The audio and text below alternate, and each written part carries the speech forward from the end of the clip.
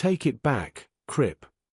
The words still hang in the cold Ohio air when the canvas backpack sails over the dumpster rim and lands with a sickening, wet splat in rotting cafeteria slop. 16-year-old Sadie Whittaker's crutches shake in her hands.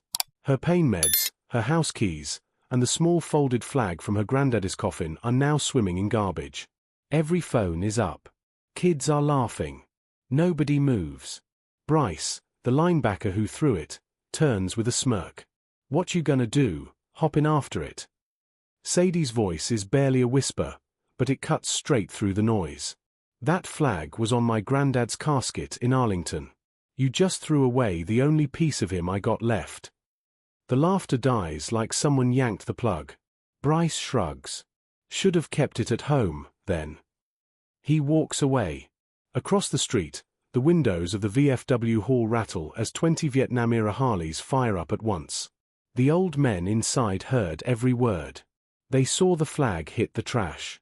Harlan Preacher Walsh, 74, Purple Heart, eyes still sharp as 1969, is already swinging his bad leg over his pan head. He doesn't say much. Just 3 words to the room. That's somebody's granddaughter. Engines thunder. American flags and POW flags snap straight in the wind as the pack rolls. 1 minute later the first Harley skids into the school lot, kicking gravelly gravel clear to the doors. 20 more follow in perfect formation, a rolling wall of black leather and silver hair. Preacher kills his engine, plants his boots, and looks straight at Sadie standing alone by the dumpster. His voice carries like incoming artillery. Young lady, you ain't climbing in that trash. We are.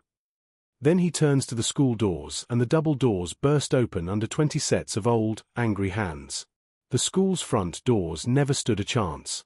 20 weathered bikers in faded Vietnam vet cuts move like they're clearing a village all over again. Boots hit tile in perfect rhythm. The hallway smells like floor wax and teenage fear. Lockers slam shut up and down the corridor as kids scatter. Preacher leads. His limp is noticeable now, shrapnel grinding in the hip every step, but nobody in front of him is moving fast enough. Behind him walks Tommy Six Rivers, long grey braid, eyes flat and calm the way they get right before a fire mission. Then comes Big Mike O'Donnell, 6'5", still built like the tunnel rat he used to be, and quiet Ray Pettit who lost half his hearing to a B-40 rocket and don't take kindly to disrespect of any kind. The principal, Mrs. Langford, a nervous woman in her 50s, rushes out of the office clutching a walkie-talkie.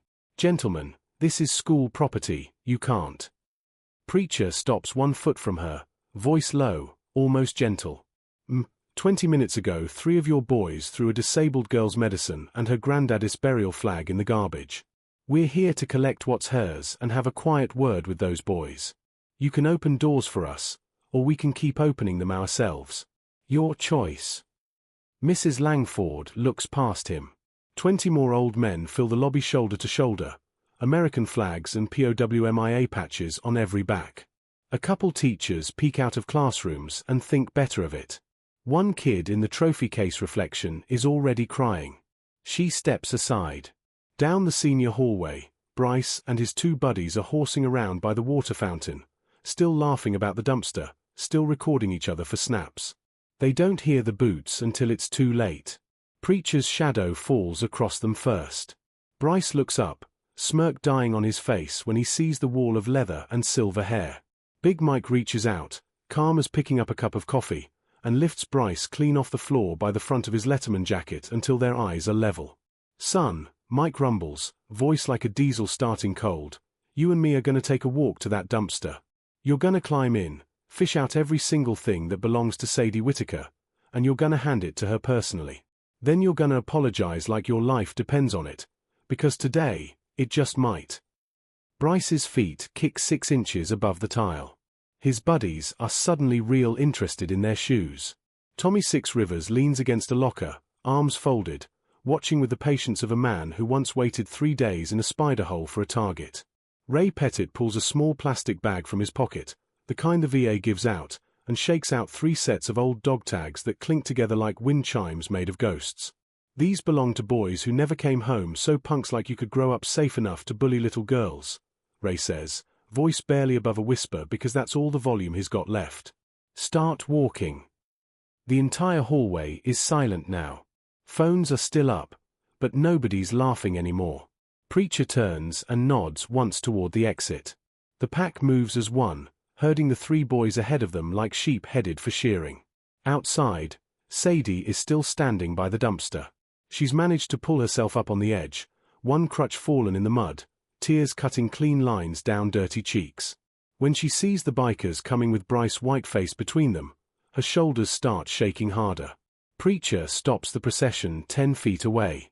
He looks at Sadie, softens just a fraction. "Darling, you don't have to watch this if you don't want. But these boys got something to say, and something to give back." He nods to Big Mike. Mike sets Bryce down hard enough that the kid stumbles. Then he points to the open dumpster. "Clock's running, son. In you go." The dumpster stinks of sour milk, wet cardboard, and something that died last week. Bryce stands at the edge, varsity jacket suddenly 2 sizes too big, staring down into the mess like it's a grave. Big Mike O'Donnell folds his thick arms. "Jump, son. Ain't nobody doing it for you." Bryce's voice cracks. I can't. It's disgusting." Tommy Six Rivers steps forward, quiet as smoke. He places one calloused hand on the kid's shoulder, not rough, just steady, and speaks the way a man speaks when he's already decided what happens next. "Boy, I crawled through tunnels full of shit and snakes in CU Kai so you could stand here in clean sneakers. You'll manage." Bryce looks around for rescue. Teachers hover by the doors, useless. Kids film from every angle. His 2 buddies are already pale, knowing they're next. He climbs. The metal rim groans. Bryce drops inside up to his knees in slop. Gagging starts immediately. Someone in the crowd laughs, then thinks better of it when Preacher turns his head. "Find the bag," Preacher calls down, voice flat. "Every book. Every pill bottle. And that flag better be clean when it comes back up here." Minutes drag. Bryce digs, retching, pulling out soggy notebooks, a cracked phone case, a half-eaten sandwich someone else threw away. Finally his shaking fingers close on the canvas strap. He lifts the dripping backpack like it's radioactive. "And the flag," Tommy reminds him. Bryce finds it stuck to a pizza box, lasagna sauce smeared across the stars and stripes. He tries to wipe it on his jeans. The red stain only spreads. Preacher's eyes narrow to slits. Sadie hasn't moved. She's leaning against the dumpster now, one crutch in the mud, knuckles white on the other. Her chest rises and falls too fast, but she's not crying anymore. Something harder has settled in her face. Bryce climbs out slow, dripping, reeking. Big Mike takes the bag without a word, turns it upside down over the pavement. Everything tumbles out. He picks up the flag last, holds it between 2 fingers like it hurts him to see it treated this way. Preacher steps close to Bryce until the kid has to crane his neck. "On your knees."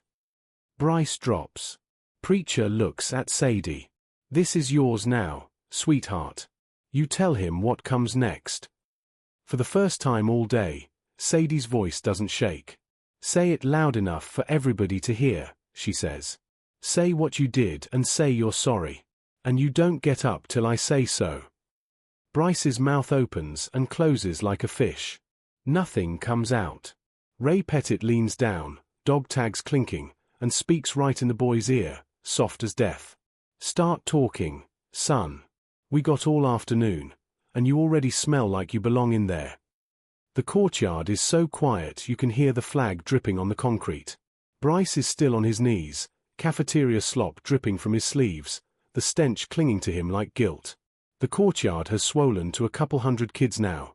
Word spread faster than wildfire. Phones are up, but nobody's laughing anymore. The only sound is the cold wind rattling the flagpoles and the low, steady tick of 20 Harley engines cooling behind the vets. Preacher doesn't rush it.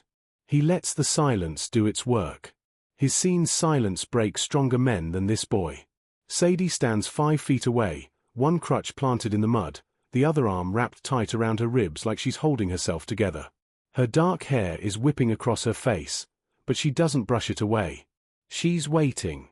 Finally Bryce finds his voice. It comes out cracked and small.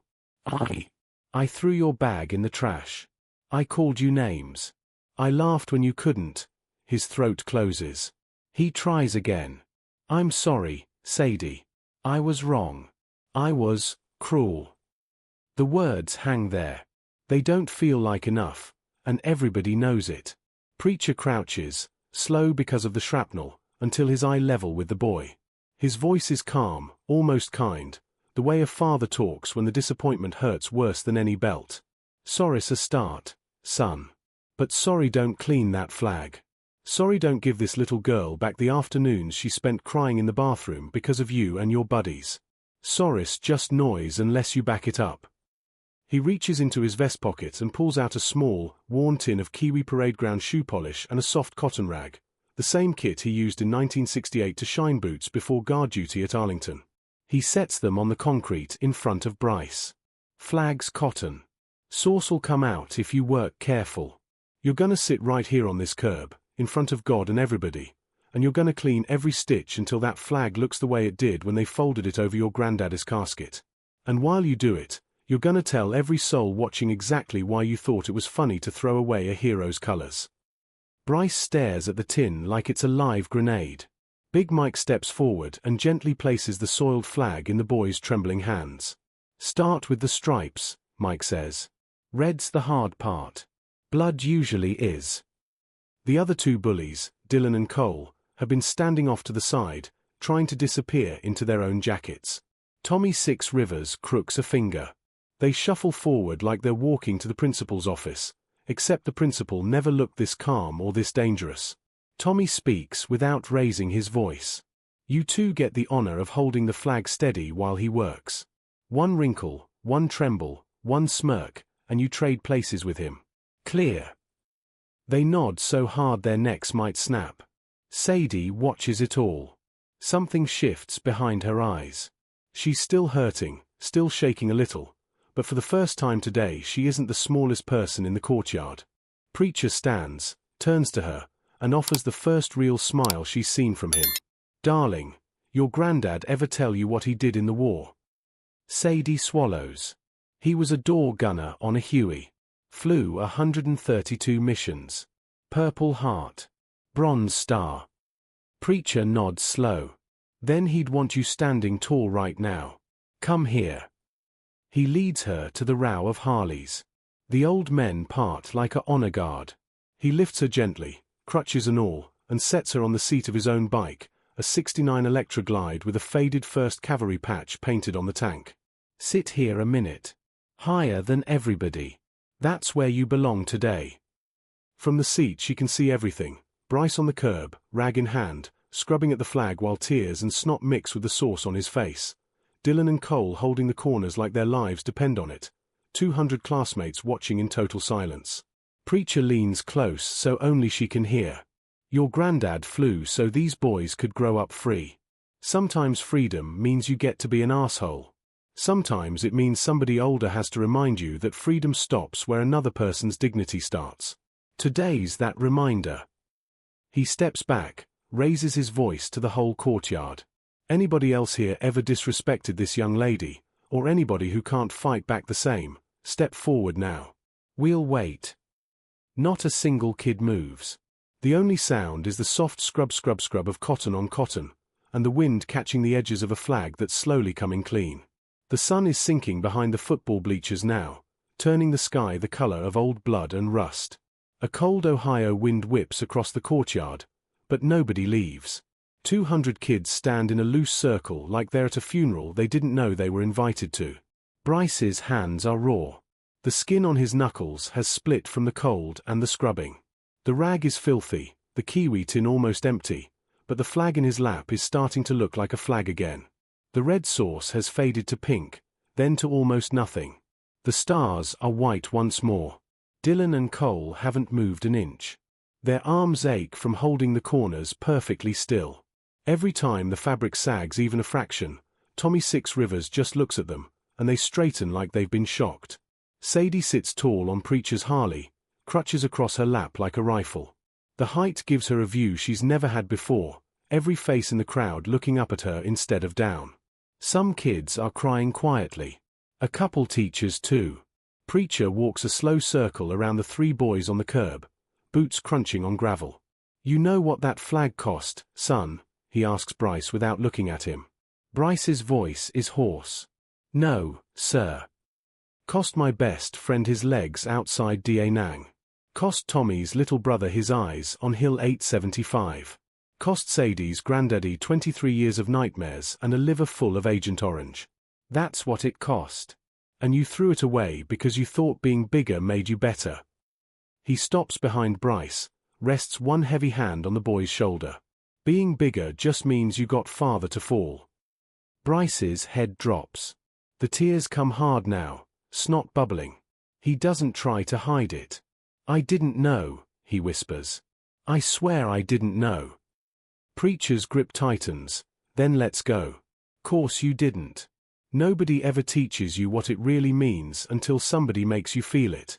Today's your class. Big Mike steps forward with a gallon jug of water from his thul bag. He pours it slow over the flag in Bryce's lap, rinsing the last of the sauce into the gutter. The water runs pink, then clear. Ray Pettit produces a small sewing kit, every old soldier carries one, and hands Sadie a needle and thread. Your granddad taught you how to sew that patch on straight? Ray asks. Sadie nods, eyes shining. Then come show these boys how a Whittaker finishes a job. Preacher lifts her down gently. She limps the few steps to the curb, lowers herself with the grace of someone who's done it 1,000,000 times, and takes the flag into her own hands. The courtyard holds its breath. One by one, she folds it, the way her granddaddy taught her, the way they fold it over coffins. Triangle after triangle, tight and perfect, until only the blue field and stars show. Then she threads the needle with fingers that don't shake anymore and sews the small tear near the grommet with tiny, careful stitches. When she's done, she holds the flag out to Bryce. This belongs to my family, she says, voice steady and clear. But today you're gonna carry it into that school and hang it in the place of honor by the office. And every day for the rest of the year, you and your friends are gonna stand beside it when the pledge plays. You're gonna put your hand over your heart and you're gonna mean it. If I ever hear about you hurting anybody again, anybody, you're gonna wish you'd stayed in that dumpster. Bryce takes the flag like it weighs 1,000 pounds. Yes, he whispers. Sadie looks at the other two boys. That goes for you too. They nod so hard their teeth click. Preacher gives a small, proud tilt of his chin.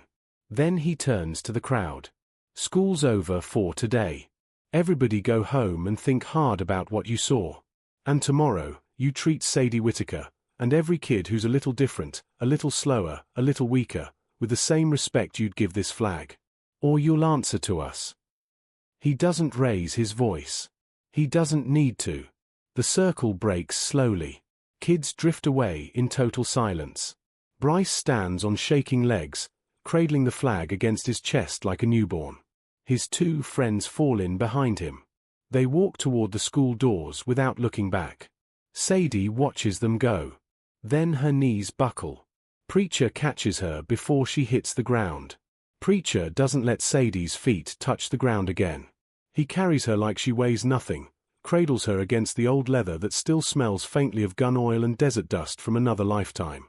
The rest of the pack forms up around them in a slow, protective circle. Big Mike opens the sidecar on his 47 Knucklehead, the one he built after his son was born and never got to use because his boy came home in a flag drape box instead of on the back of a bike. He lines it with a clean wool blanket that still has the creases from the package. Little queens ride in style, he grunts, voice thick. Sadie's too exhausted to argue. Preacher sets her in the sidecar, tucks the blanket around her shoulders, lays her crutches across her lap like a knight's sword. Her eyes are heavy, but she fights sleep long enough to look up at him. You didn't have to do all this, she whispers. Preacher kneels so they're eye to eye. The lines in his face look deeper in the dying light. Darling, 48 years ago I sat in a rice paddy with a boy from Akron who was 19 and bleeding out. Last thing he asked me was to make sure his little sister never had to be afraid of anybody bigger than her. I was too late for him. I wasn't gonna be late for you. He brushes a strand of hair from her cheek with fingers that once pulled triggers without hesitation. Your granddad and I served in the same air cavalry troop, different years. He wrote me a letter once after I got home, told me to keep an eye out for his granddaughter if the world ever got too heavy. I didn't know it was you till today. But he knew. Men like him always know. Sadie's tears start fresh, but they're different now, quiet, cleansing. Tommy Six Rivers reaches over and places something small and cold in her hand, a polished piece of shrapnel on a rawhide cord. Protection charm, he says simply. Carried it through 3 tours. It's yours now. The engines turn over one by one, deep, steady heartbeats of iron and fire. 20 bikes, 20 old men who came back when so many didn't, and one 16-year-old girl who just learned what real strength looks like. They roll out of the school lot slow, no hurry, no wheelies, no burnouts. Just the low rumble of respect. Kids still line the sidewalk, watching in silence. Some raise a hand in salute. A couple of teachers do too. Preacher rides lead, Sadie in the sidecar beside Big Mike, her folded flag on her lap like a battle standard. They take the long way through town, past the VFW where the flag out front snaps at half-mast for brothers long gone, past the diner where the waitresses come out and wave, past the cemetery where Sadie's granddad rests under a stone that reads "He kept us flying." When they reach the small white house with the ramp her dad built, the porch light is on and her mother is already running down the steps in tears. She stops dead when she sees the convoy, the sidecar, her daughter sitting like visiting royalty. Sadie climbs out slow, legs shaky, but she walks the last 10 feet on her own crutches. Her mom folds her into a hug that could stop traffic. Preacher kills his engine but stays on the bike. The whole pack does. Sadie turns back to them. "Thank you," she says, voice carrying in the dusk. "All of you." Preacher touches 2 fingers to the brim of his worn cap. "Gnome. Thank you, for reminding a bunch of old dogs what we came home for." One by one, engines cough back to life. They roll away slow, taillights glowing red in the dark, until the sound fades into the night and the only thing left is the smell of two-stroke and freedom. Inside the house, Sadie hangs the clean flag back in its shadow box above the fireplace. Then she sits on the couch, shrapnel charm in her fist, and finally lets herself cry the way she couldn't in the courtyard, because now the tears are for something bigger than hurt. They are for belonging. 10 years pass like a long, slow ride through changing seasons. Maple Ridge High still stands, but the courtyard dumpster got replaced, and nobody's thrown anything in it that didn't belong there since that October afternoon. Sadie Whitaker, 26 now, walks without crutches most days. The cerebral palsy never left, but the fear did. She earned a scholarship, got her teaching degree, and came back to the same school. These days she teaches history in room 112, the one with the big American flag by the door that 3 former bullies still stand beside every morning when the pledge plays. Bryce is a deputy sheriff now, quiet and serious. Dylan coaches the middle school wrestling team and makes every kid write an apology essay the first time they mouth off. Cole joined the Marines, did 2 tours in Helmand, and sends Sadie a postcard every Veterans Day that just says "Thank you." The Vietnam Vets MC is smaller now. Time and cancer and old wounds have taken their toll. Preacher's name is on a new stone out at the cemetery, right beside Sadie's granddad. He went peaceful, sitting on his porch with a cup of coffee and a picture of a 16-year-old girl on a Harley sidecar tucked in his vest pocket. But the club never died. Sadie is a full patch member now, first woman ever, rides a lowered Sportster they built special for her.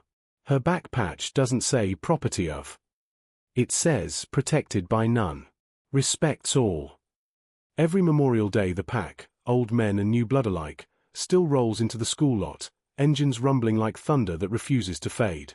Sadie stands on the same curb where she once stood alone, and she tells the new freshmen the same story. She leaves out nothing: the trash, the flag, the tears, the old warriors who showed up when nobody else did. And every year, some kid in the back wipes his eyes and decides he wants to be the kind of man who rides for something bigger than himself. When the story ends and the engines fire up again, Sadie looks at the sky where Preacher used to look for Hueys that never came, and she smiles the way people smile when they've kept a promise someone else can't keep anymore. Real strength doesn't always roar first. Sometimes it just shows up when a child has no one else.